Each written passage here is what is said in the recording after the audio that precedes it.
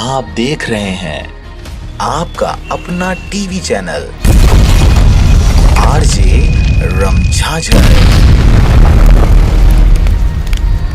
जज्बात के रंग, भरोसा के संग।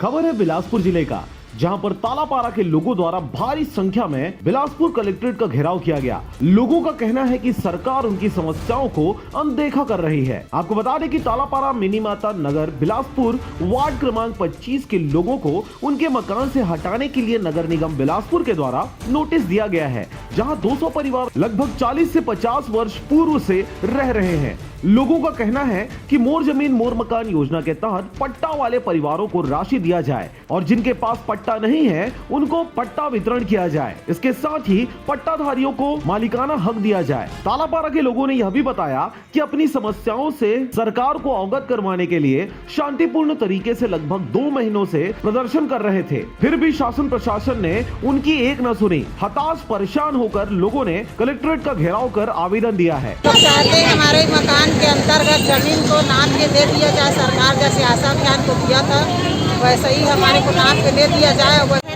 जो योजना चल रही है उसके लाभ के लिए हम लोग यहाँ पर कलेक्टर साहब को आवेदन दिए थे, उसकी कॉपी वो हमको दिए हैं। अभी से एक कदम आगे बढ़ने के बाद क्या किसी प्रकार से तालापारा के रहवासियों के ऊपर प्रशासनिक नजरें पड़ती है और मदद को आगे आते हैं, यह तो देखने वाली बात होगी।